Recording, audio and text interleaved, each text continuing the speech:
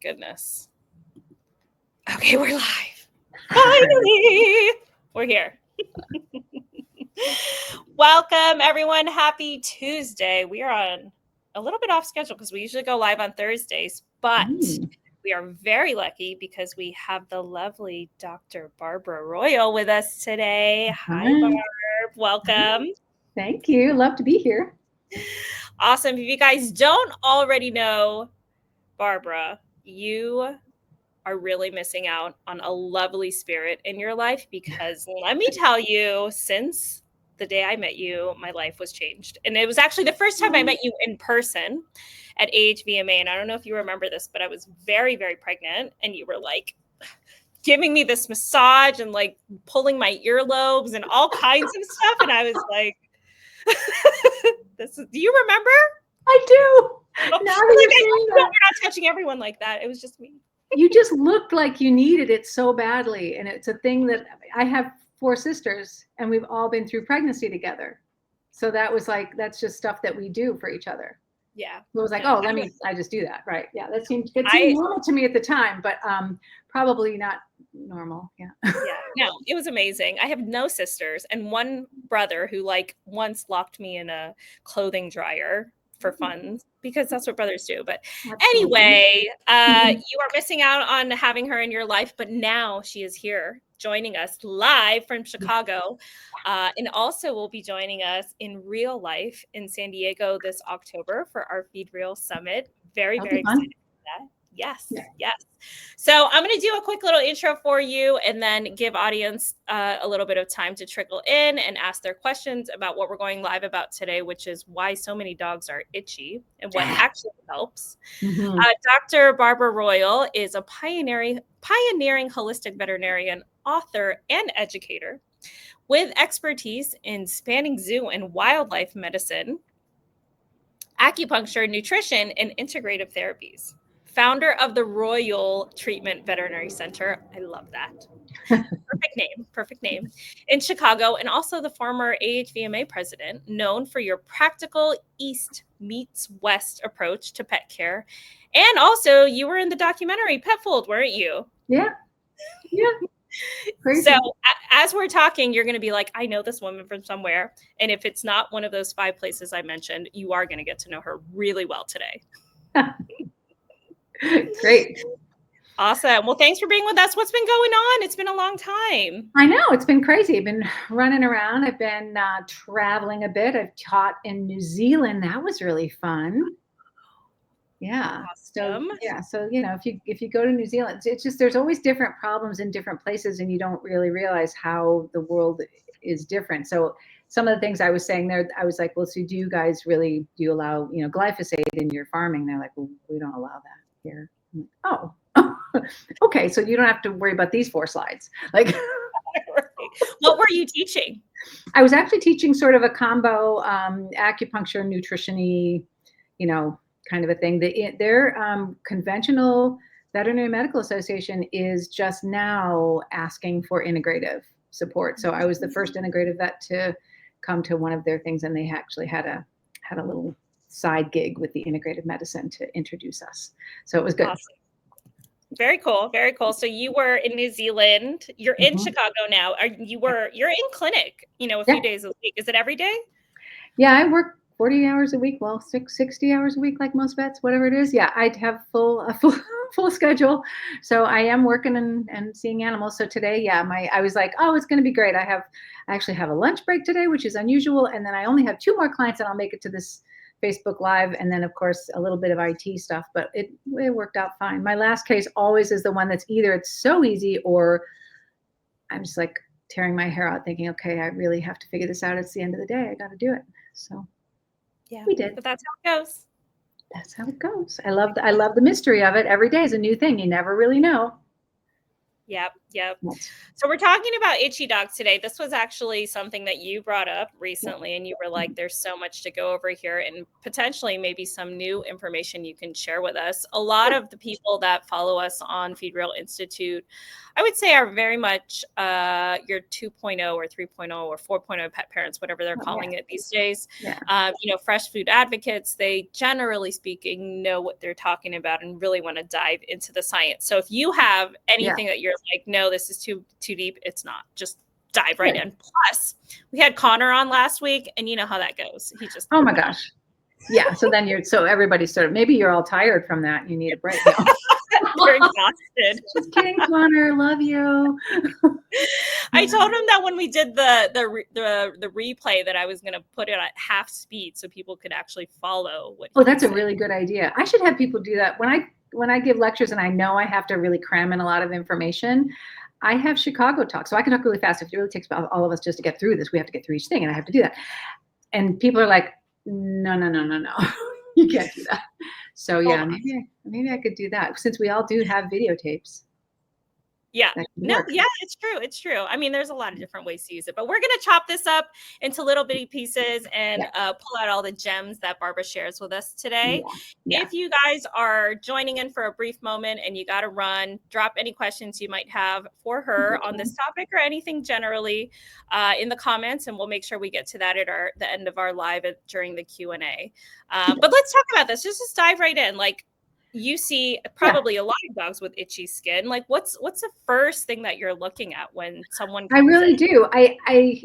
It's such a common complaint. It's almost a common complaint. So it gets to the point where sometimes people come in and it's like, oh, and just at the end they're like, and I forgot to mention, he just scratches and itches all the time. I'm like, what? Okay, let's backtrack on that. And I usually just sort of start and tease it out by thinking the way that I always do with everything. It's like, okay, what are the causes of health for this system?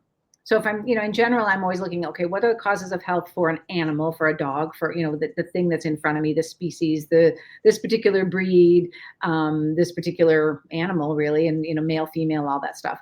But if you're thinking about skin, you have to think about, okay, what makes skin happy? And that's really a big thing. So obviously nutrition is going to be a big thing. Some supplements are going to be really big things. You're going to want to be looking at some things that can support. But part of the problem that people have is like, you go to any kind of supplement store, you go anywhere and it's like, here's the 10,000 things that are going to help skin. And you're like, well, I'm just going to give those all to my dog. What a good idea. Yeah. At once. Right, at once, at the same time today. And then there's no room for food whatsoever. So that's not going to work. And you do need to have an idea of what kind of problem your animal has. So if you're talking about an animal that's sort of dry, flaky, itchy versus sort of oily, smelly, yeasty, those are actually a little bit of different things. And so a doctor should help you with that. But within that, and we can sort of get into that a little bit more, but I can start out with the general things. And even though a lot of you really may know that yes, I'm doing fresh foods and I've been, trying to be reasonably careful and making sure that things are relatively balanced. And, we all talk about balance with a whole bunch of different ways. You can have things, precisely balanced with a software program. You can have things sort of balanced a little bit more by rotation. You can do a lot of different ways to get an animal with balanced food, because they're scavengers and they're carnivores. And so maybe that's how they would do it in the wild, right? So we fudge a little bit here and there, but we should still know what is balance, because if you're guessing on everything, then you're in trouble. So the first thing you have to know is skin. It's really important. Obviously, it's a typical protein and the carbohydrates should be low so that you're not getting inflammation. But the fats matter, and it matters what kind of fats. So it isn't just, I throw in and there's 10% fat or there's 20% fat or whatever it is for your particular thing as you're adding stuff. If you're adding extras and then you've got fat that's already in the meat that you've got, you do want to pay attention to the fatty acid profile. And so people don't really realize how important that is to know whether or not it's, how much fish oil are you putting in, and are you doing, because that's omega-3s and they're really important. But omega-6s are a lot of people think, oh, omega-6, those are bad. We avoid those because those cause inflammation. And like, yes and no. So you want omega-6s because they do exist for a reason, and animals need to eat them. And a lot of the omega-6s are incredibly useful in skin health. So you do need some. So the one way that I get around a lot of omega-6, omega-3 problems is we do a periodic supplement of omega-3s, not every day. I don't know that everybody knows that. That's maybe weird fact number one. Don't give a fish oil every day. It's too much. And sometimes you can see the same signs in an animal with too little and too much. Mm-hmm. So you do want to sort of, put it in there. I usually say 2 to 3 times a week of a nice fish oil supplement, something that's been well sourced and monitored. And it's not a large fish. You want the tiny fish, the small ones, the mackerel, sardines, anchovies. Those are the ones that don't have time to really build up too much of the horrible toxins from our dirty oceans. So that's going to be the best way. And do a fish oil. You can use krill oils, but that makes me sad for whales still, even though everybody says, oh no, they're sustainably harvested and they're this. I'm over it. I don't buy it. I just feel like I'm careful. So yes, there are companies that do that, but across the board, I say, okay, if you're going to do krill oil, we're going to check into that company really well. We have to make sure, because it's the only thing that whales eat and they need it. Oh, and sorry to interrupt you, but does it have to be an oil for omega-3s? I mean, what if people are including fresh, small, oily fish in their diet? Yeah. So that's, absolutely, sort of almost the next, if you get out of my head. By the way, sorry. Is this your life or is it mine? Sorry. No one wants to be in my head. Okay. It's just such a bad idea. Like, look in there. It's not good. Nobody should go in there. Don't go in there. But yes, totally true.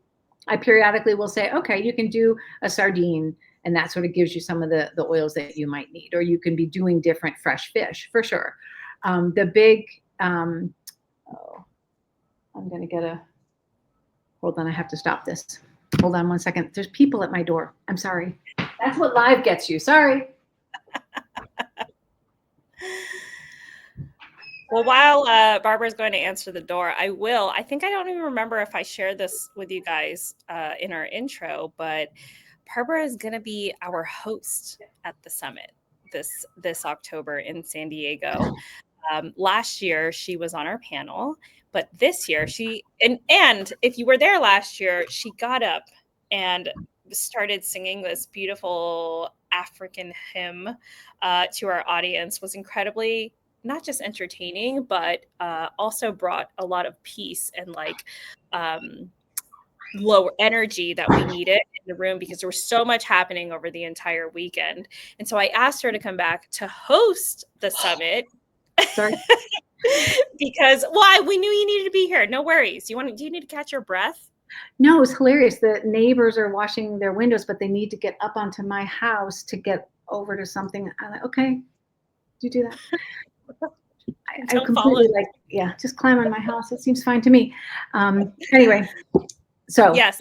Well, I was reminding everyone that you're actually coming to host the event. And so everything that you're saying right now is like, you're not even going to be on stage to share all of this, but you will be there when people want to dive into No, I will be there.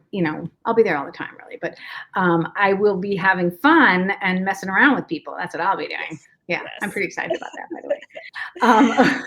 So we were talking about omega-3s and fish oil and taking a break.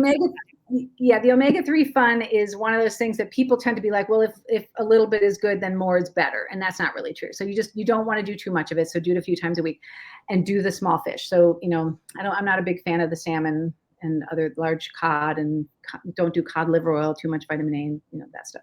So that's one of the fats that's really important, that you get that right for skin. But then you do need some omega-6s. And so if you're making food or you're formulating food and you're using like the animal diet formulator software, or you're using something else, you do want to look at that level of detail and what's your omega-3/6 ratio. You do need to make sure that that's 3 to 1. It's omega-6 to omega-3, either 3 to 1 or less if you really have an allergic reactive animal. It's going to be better if you can do it at that ratio, if you've got that capability. So that's a little more on the science side. And then if you're talking about the rest of the fats, there are other fats that are important. So sometimes we will use, even though everybody, some people say, oh, this isn't going to be normally in an animal's diet that eats meat, having a ground up or like a ground hemp, or using some other kind of an oil. You don't really love the seed oils. We try to avoid those, but there are other kinds of oils. You can even use, you can use ground hemp, ground flax, ground, I'm losing my mind about some of the other things that I use all the time, but other oils, and I will use other things like MCT if they're having any kind of elderly problems or cognitive problems or older. So I might use either MCT or coconut oil, but I don't use that to balance the food. I use that as an additional oil. Some animals, probably 40% of my patients, have some weird reaction to coconut oil. So be careful when you're doing that. Topically or Orally like or topically, both. Yeah. So I'm much more aware of that now, and I didn't know that when I started. It seems so benign. And then I use a ton of my favorite oil, which I save for last, is butter. So, and I do tend to use a lot of butter. I use butter for pills. I use butter for adding, or butter I'll add if I know that I've got a case that's a little at risk for cancer or has cancer, to try to make things more ketogenic. I use butter as well as MCT oils. So the fats do matter, and the relationship of the fats to each other matters. And you can't skimp on one or the other, and you should be paying attention to that if you've got an itchy animal. So the food and the supplements that way obviously make a difference, but it's important to know what you're looking at that makes skin healthy. So those are some of the most important ones. And then probably, I don't know, do you have another question in there, or should I just keep rattling on with my opinion? I guess what I'm curious about, I would say a lot of people blame chicken, as for the reason, the cause of the itch or the inflammation. Yeah. Have you in your practice seen more environmental issues that are contributing to itchiness, or would you say that 9 times out of 10 it's whatever that's in the diet that's making them itchy? I have now gotten to the point where I feel like it is a mix. I'm not a big believer that a carnivore is allergic to a meat. And I know that also flies in maybe another weird thing that people are like, what? Because everybody in conventional medicine and a lot of people in integrative medicine, I don't know, maybe everybody but me, I don't know, talks about animals being allergic to a meat. But if I have to look back, most of those were some sort of imbalance. And once I fixed the gut and fixed things in the diet, it's like if they had a chicken running around in their yard and they sadly fed that to their dog, I think their dog would be fine. But if they're doing processed chicken from an industrial farm, even if it's like USDA, natural, whatever, but it doesn't move around and it sits in a cage, and it's got all the chemicals and things put in, the meat's not really very good. And so those things come through. And I think it's really just the dog's body being smart and being like, bad meat. I'm going to react to Well, this. and especially if it's a processed food, then there's like other things in the ingredient, not just the chicken. So many people come to me and say, I already know my dog's allergic to chicken because when I was feeding kibble food, every time I fed the kibble with chicken, then they got really sick. And I'm like, that doesn't really prove anything to me, because you're so far gone. Like you were already away with it. We got to figure this out with fresh food and figure out where we are. So I tend to just operate that way. And honestly, I don't start with chicken because that would be dumb. I'll use we've got lots of meat sources. So like, okay, don't feed your dog chicken. That's fine with me. I don't care. You can do whatever you want, but I will not necessarily blame the chicken as the problem. It's usually more how it was raised and all that. So sourcing really matters. So, agreed. What other reasons, like why else do you think so many dogs are so itchy? I think we have biome problems, right? So then the very next, like the basis is eat. And then the next basis is you have to be able to process your food and get the right signals to your body and do all the things that your body does with that food. And the way that it does that is it's with a huge population of bacteria throughout the gut. And the gut is it's a really beautiful and elegant digestive system that we derail all the time. It's like our favorite thing is just derail it. So I always am thinking like, okay, what are things that are going to affect this? Well, the pH of the system will affect it. And that affects the biome too. Like what bacteria can live at certain pHs? How do I make sure that it's an absolutely natural system where the stomach has a really, really acid pH to do its job? The duodenum has its own pH. Then you get into past the cecum, you go into the colon. All of those things have to do their job with the bacteria living in there happily. But it's sort of like, I mean, I know we have all kinds of ideas, but like the idea of who can live at what different climate level, right? I mean, I know that I really could never live in the desert because I heat and meat. We don't get along. And I know people that do really well there, but it's the same with your bacteria. They have to have their own world to survive. And bacteria in your gut are super important for the health of skin and a whole bunch of other things. So the biome is really important. And so you're saying there's an overall issue with the microbiome of dogs Overall, generally. I think we do a lot of things. Like we feed twice a day. We get the animal on an absolute schedule, so they hyper assume. They're really smart. Most of dogs can tell time, right? So they're going to just assume it's 4:30 at 5 o'clock. I get fed. I'm going to start producing my acid and enzymes right now. And I have just derailed my system because the system is set up to take the food and do the right amount of acid and the right amount of enzymes for that amount and to keep the pH move, having things move through. But we have a soup now that they've just created waiting, and it's a random amount. So things like that, I try to stop. And I'm like, you should feed random times, once a day, maybe twice a day, depending on your animal, but that's about it, right? Try to do it at random times. Simple things like that, to like giving an antibiotic every 20 seconds for a bladder infection or an ear infection, when maybe we should have been approaching that differently from looking at what's going on in that system itself as a veterinarian. So I try not to give antibiotics for ear infections because they're right there. I could put stuff on it topically. I don't have to do an oral antibiotic. I can do an ear antibiotic. So things like that. And then vaccines can derail the biome. They can actually, that can kill bacteria and make it difficult, same with antibiotics, right? Antibiotics kill the bacteria in the gut when they do it orally. Vaccines will kill bacteria, in certain ways. That's just what they do. There's a reaction that we have to them. Now we need them. I'm a big fan of the rabies vaccination because everybody doesn't die. I'm all happy with that one.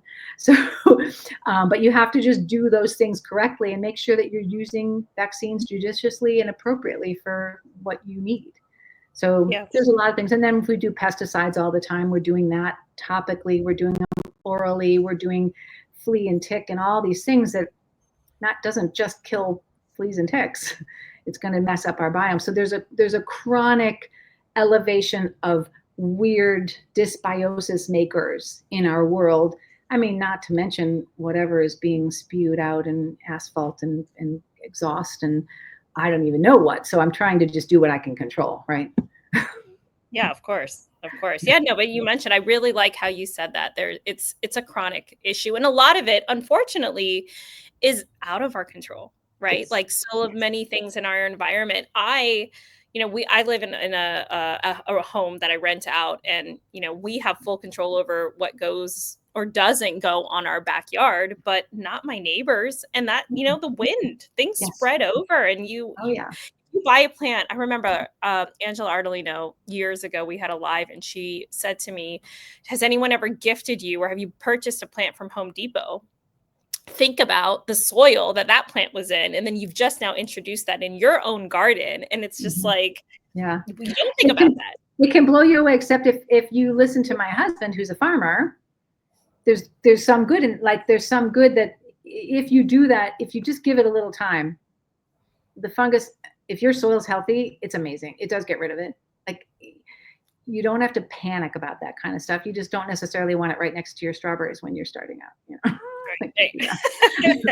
Exactly. You detox for a while. Yeah, you do that. But it is an incredible system out there to fix things. And that's why soil is really important for biome and itching. They need to actually get their feet on it. Most of the itchy animals that I know come in being bathed every 2 weeks, getting their feet washed every time they come inside, because people are like, well, there's the things out there. I got to wash the feet off. I'm like, oh no, it's not just out there. That's in the air. That's everywhere. You're not washing off anything. You're just drying out the skin.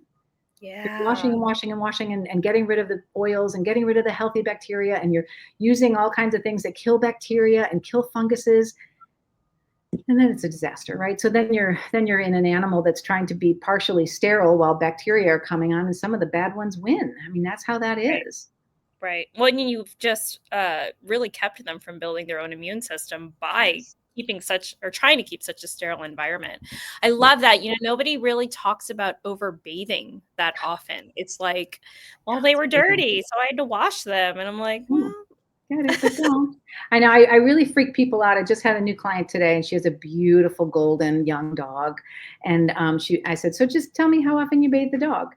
And she said, oh, I really try to do it at least every 4 weeks. And I was like, don't do that. And she was like, well, how often should I bathe? I said, well, if you bathe this dog once a year, I'll be happy.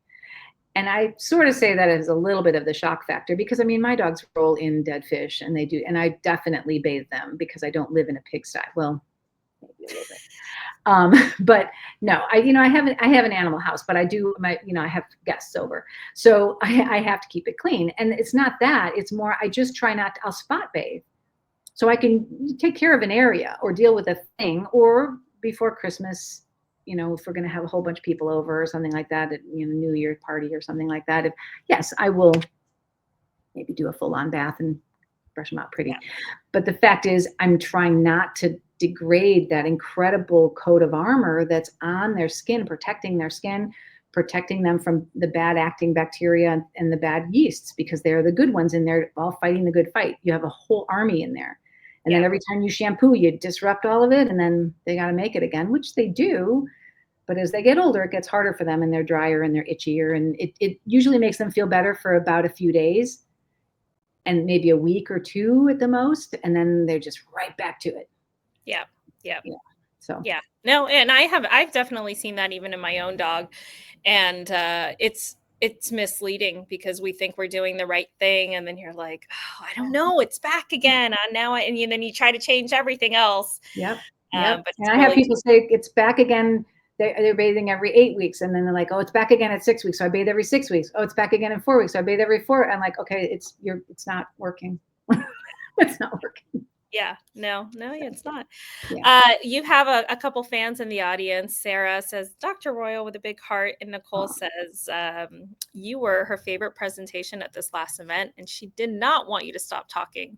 Also hopes that your cat is doing okay. Oh, thank you. My cat is doing okay. He just was here meowing. That's why I was looking down at him. He's home from ICU. That was fun. Oh, no. Yeah, I went away to New Zealand and came back to a cat that was pretty much, I was like, oh, you're going to the ICU right now. That's fun for us. Yeah, don't know what happened. Yeah. Well, and oftentimes, actually, I've heard a few stories the last few weeks. It's like, sometimes can be something emotional from that separation from their person that manifests into something physical. So stress is another thing we haven't even touched on. Oh, and stress with animals. But I do, another thing I do with stress for itching, I have a lot of people who feel guilty. They're like, we're going through a stressful time. We're having a divorce. We're moving. We've got kids off to college. Everybody's stressed out. So I try to act really happy in front of the dog. I'm like, well, the dog's not reading your smile. Like the dog gets the situation. What the dog wants, really, most dogs, they really want to comfort you. They want to feel successful at comforting you. So, crying in front of a dog or being miserable in front of a dog or anything else. I have a lot of people who don't do that. I'm like, but that's their job. And they get excited about it and they're happy to do it. So sometimes letting the dog play into your stress a little bit and help you with your stress can be a better thing than trying to be like, I'm not going to let the dog see us fight or anything. It's like, oh, the dog knows you're fighting. Yeah, they read your energy. Your words mean nothing, actually. Yeah. So there's a lot of that, but also other stressors in the world, like, yes, having somebody leave, having big changes, it can be hard on them. But I do feel like, good activity, good reinforcement for good behavior, where they feel like, okay, I have a foothold on happiness still, and then they're okay again. But I feel like we want to skate by it and forget it, and they just want to feel like there's somebody in charge and that they're okay. Yeah, and that's a big deal for them. Yeah, definitely. Yeah. Well, I do want to invite our audience to share if they have had an itchy dog. What worked for you guys? I mean, Dr. Barbara Royal here is sharing lots of different tips. One thing that I was hoping that you could do for us, and maybe this is a real story from a client, or just, if somebody comes into your office and says, I've been dealing with this itch for the last 2 years, it's on and off. And then they kind of go through all these different things that we tried, that we mentioned, bathing, supplements, everything, all of that. You did sort of share what you would add in, but can you just step by step walk us through what that looks like for you? I mean, are you saying elimination diet, like what does that look like? How does that visit go? Yeah, I tend to do I have a lot of people that come in and they say, I've been trying to do a homemade diet, or I've been trying to do a homemade diet mixed with a commercial diet, or a couple things like that. So I get a lot of that. And I tend to say, instead of really an elimination diet, just a diet that I know is really well balanced with a good fatty acid profile. So I'll choose some of my top 6 companies that are out there and just say, and depending on where I am, right? So if I'm here in Chicago, or if I'm, out at my other practice, or where there's different things available for different people, but I'm choosing something where I know that commercially they've tested it after they've made it. So I know those fatty acids and things are in there. And I'm like, let's just do this for 3 months. So just do something we know for sure is well-sourced, organic, the best it can be. Just spend money on this for a minute. Spend money on the food. And if you want to make your own food, that's great. But then it has to come through a program that I understand and know, because I cannot guarantee that it's going to be balanced if it's something sort of like, and then I add a bunch of powder to it, right? Maybe later we can figure that out. You can use something like that. Maybe later it's all fine. But like, I use the Animal Diet Formulator software program because I know that I'm going to get the information I want out of it. So that's really where I go. And then after that, I will use some of my basic herbs that I really love for skin and calming. If I haven't really figured anything else out, I will make sure that we're doing something that includes nettles. I mean, I have the now brand stuff that I made for allergies. It's got nettles and things in it that are really calming. You'll want maybe chamomile, and there's things that are sort of the soothers. Calendula is one of my favorites. You can make teas with those, and they can drink them. And that can actually help the rest of the skin. And then I make sure that we're talking about how often they're bathing, and also, which we haven't mentioned, what are they using to brush? A lot of people with allergies are trying to get out dead fur, and they're over brushing almost, and they're using things that are those brushes. I won't say the product name, but the ones that really say that they will eliminate a lot of fur. And they're metal and they're unyielding. And if you took one of those, my rule is, if you're going to take one of those brushes and put it on your forehead and run it through your hair, if you wouldn't do that because it would hurt too much or it would pull out good hair, you don't use that on your dog, because you're pulling out good hair, leaving little holes and leaving problems where there's places where you're going to get more itching. I have a lot of grooming problems that have to do with brushing and things. So, so then I will manage that. And then I get a biome sample. I get a poop sample to really look at the biome and see what's going on, because the gut and the skin mirror each other. So I'll be doing a test on that. And that's actually something people can do on their own. You can send off a poop sample. Live sneeze. You can send off a poop sample and get your own information about the biome. And then you might need help figuring out what to do about it. But there's ways to get that figured out as well. Sure. So they also have hair testing kits, so you could see if there's like a deficiency in some sort of minerals. Yes, and I've been doing much more. I've been looking more into the hair, because I feel like the technology and the science behind that has gotten way better in the last 5 years. Mm-hmm. So that's been really interesting stuff. So I make sure I'm paying attention to that. And then I'm also just evaluating the dog. Does this dog have a low heart rate and seem anxious? Has this dog been a shelter dog? Stress, all the things we were talking about stressors. Shelter dogs and things, they burn out their adrenals. Sure. So I'm really paying attention to adrenals and thyroid. All the hormones play a role in skin so dramatically. So you need to make sure, if you feel like your dog's having an adrenal stress, where they're just, adrenal fatigue or actual adrenal dysfunction, where it's getting to the point where you need actually a pharmaceutical, which happens, it's not difficult to treat those at all. It's not expensive. It's not difficult. You just have to know. So you just run the blood work for that and find out. You can easily do, like, Standard Process makes a great glandular for adrenals. It's their Standard Process adrenal support. I will give that like candy to itchy dogs sometimes, just like, okay, you just go get that and you can put that in the food. It's really nice. It's easy, and it helps if there's a minor problem and they just need support. So, yeah. Awesome. Okay. Yeah. So basically you go through from head to toe, literally, and you're like asking what people are doing and how to, small steps, because a lot of this, unfortunately, though, is it's not going to always change overnight, right? You could be doing FMT pills, right? And then expect something to change the next morning, or add in fish oil if you hadn't, and it doesn't. It's all so many things that contribute to that overall balance. It is. And it's a game. It's like a little, with allergies, I do feel it's more of a detective game for me.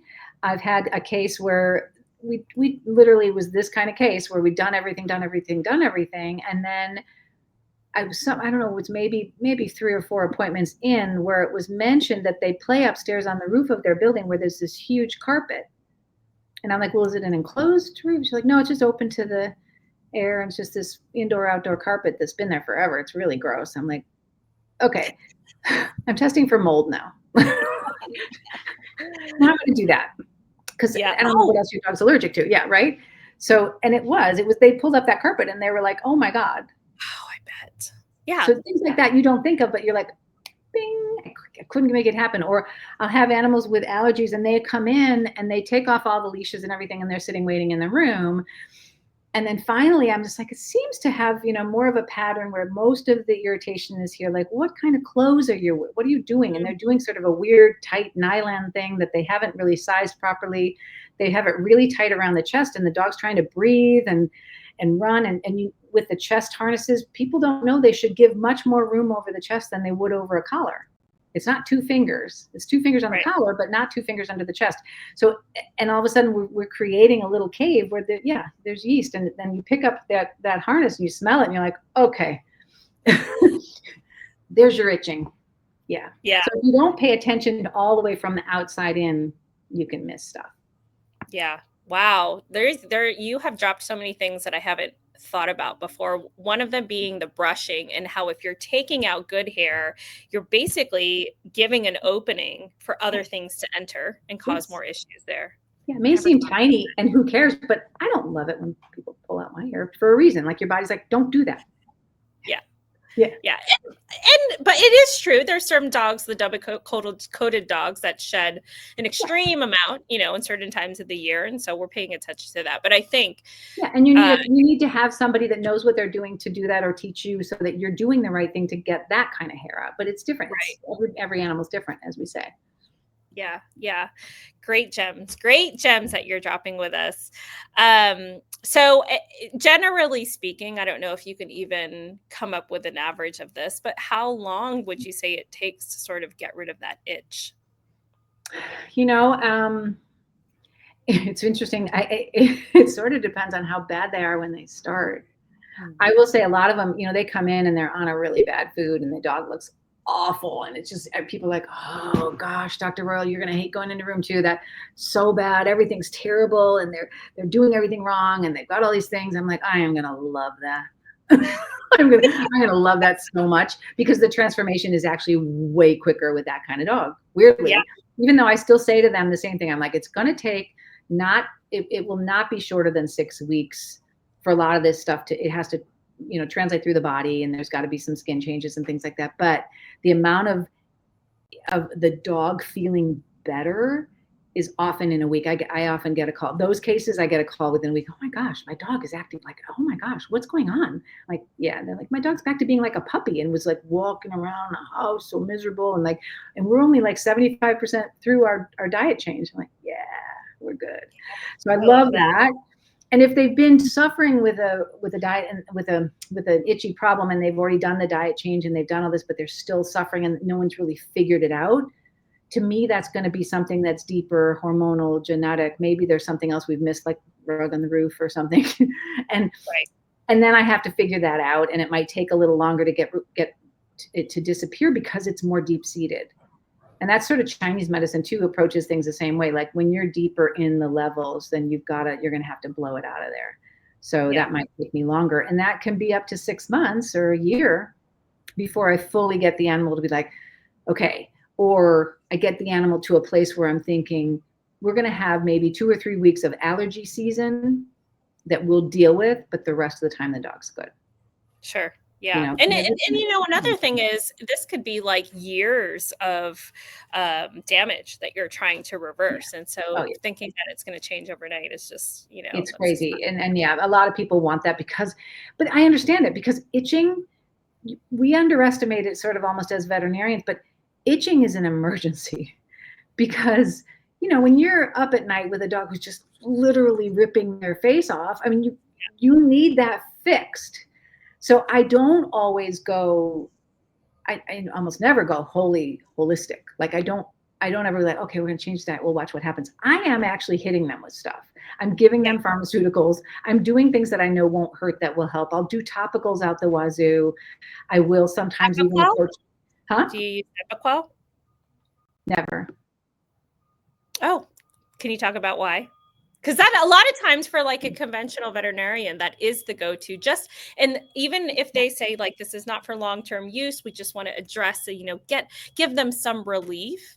What is your thought on that? I'll just never use it. I have better answers. I'd rather go to something that I know how it's worked and I've used for years. I'd rather do prednisone. I'd rather do Temeril P, which has prednisone and an antihistamine in it. I know exactly what it does. I can take it away. It doesn't have a long half-life. I can deal with that in the dog. I would rather, if I know what else they're taking and I know it's not dangerous for them, I know they don't have issues that are going to be associated with using prednisone, I use a tiny dose. I know exactly how to do it. And I just put it on, you calm down, we'll pull it off, we wean up. I would rather do that. Do I go to that very often? No, I don't go to that very often. But if I'm at that state when things are just like, this is a fire that's out of control, I'll do a topical with a steroid. I'll do calmers like calendula and chamomile. I'll do all kinds of stuff on the skin. And then I'll make things. We make things in my clinic all the time. I'm always like, okay, well, wait a minute, go in the back. You're going to get the sacred frankincense oil. You're going to get this copaiba. You're going to put this in with something else. And we're going to mix. And then we've got, Barb's new weird fancy witch topical. And I will do that all the time because mixing things together for topical use is amazing. And it depends on what's going on with the animal. It looks like it's a staph infection or it looks like it's all yeast. Well, then I'll put apple cider vinegar in if it's yeasty, or I'll put in, mupirocin if it's a staph, or I'll put in different things, right? And I like to approach it that way, but I don't want to use medications that I know have been associated with skin tumors. I don't want to do medication that I know, there's other medications, there's injectable medications, there's monoclonal antibodies. I don't use those because I have seen and read and heard more about animals that have inadvertently died from those injections. And so I do not use those.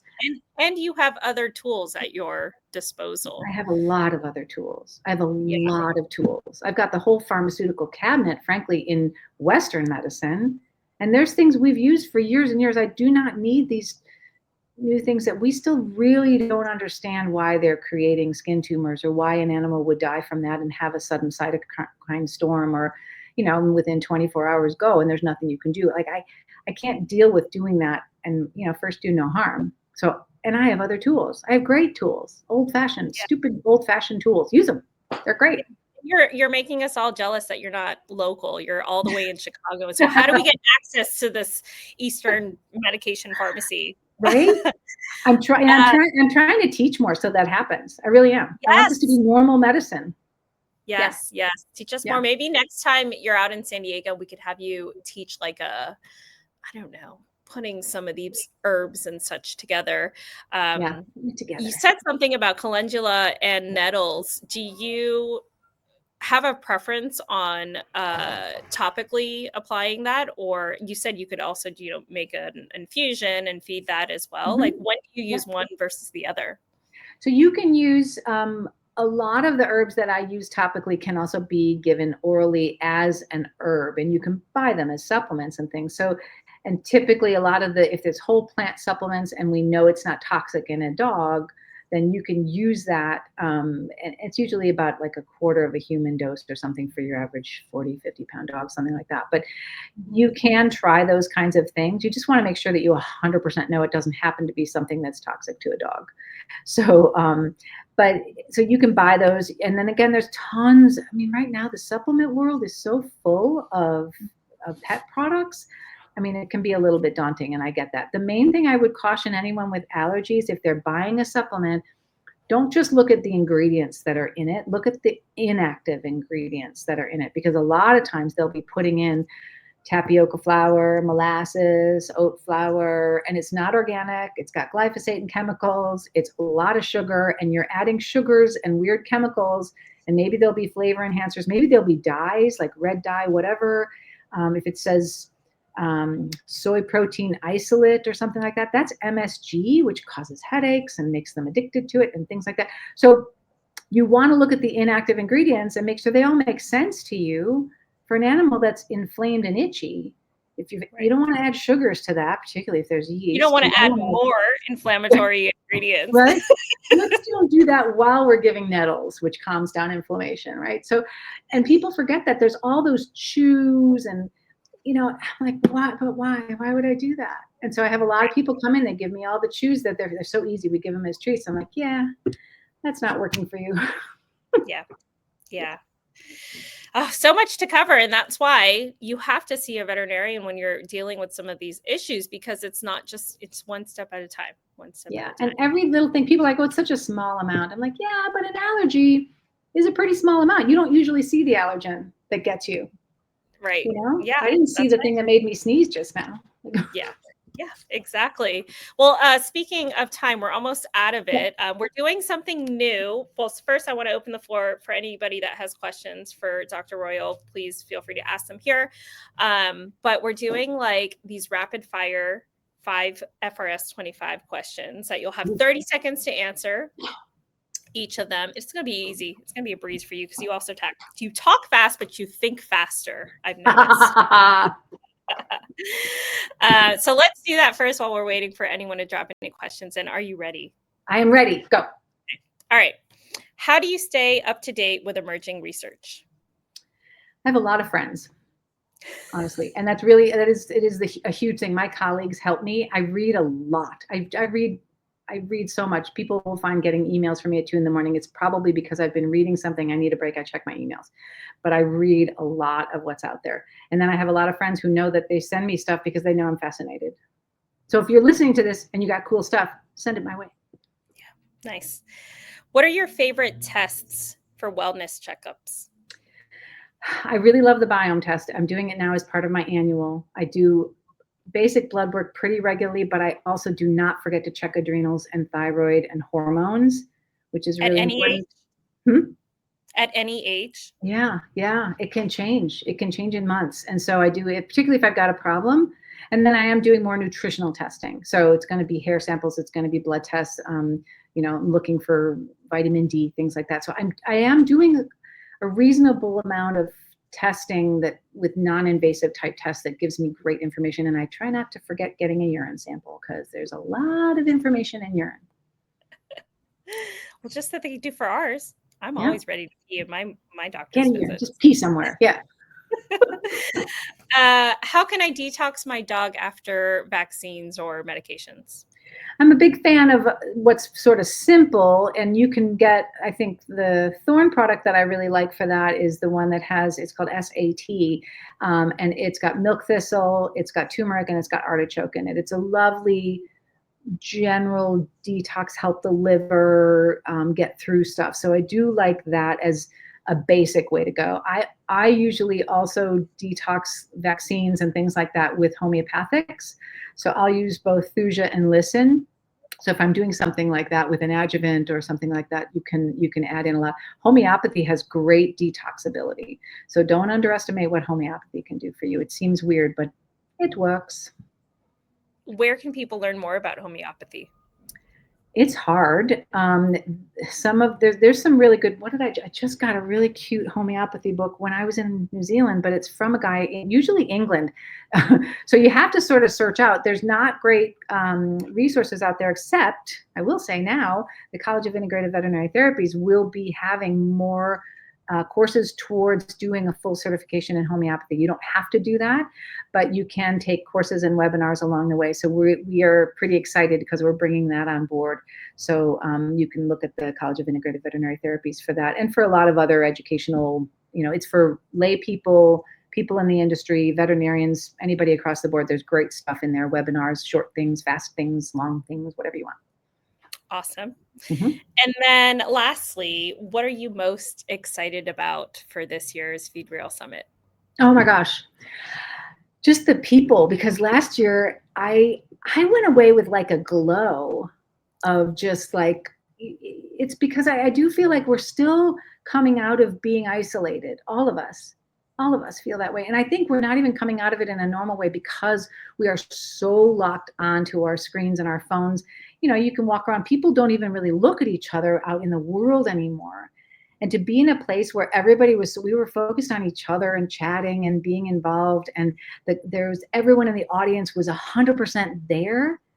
It's that feeling of community is the entire thing for me. Obviously, learning something, which is the reason I'm there, and trying to impart information is also the reason I'm there. But for me, it's learning about the people and getting connections and feeling that. I love it so much. Awesome. Well, I'm very, very excited for that. I can't wait to see you again. And maybe this time I will get lost with you at the tequila bar because I couldn't find you last You year. couldn't find us. Such a bad thing. And I will tell you, that was more tequila than I had since I was in college. Those boys, by the way, bad influence on me. Yeah, I know. Mhm. I Yeah. know. Yeah. So if you guys haven't gotten your tickets yet for this year's summit, make sure to get on that very soon because you're going to be able to see Miss Dr. Barbara Royal and have a great time with her. Thank you again for joining us today. I Thanks cannot for wait fun. until October. Yay. Bye. Talk soon. Bye.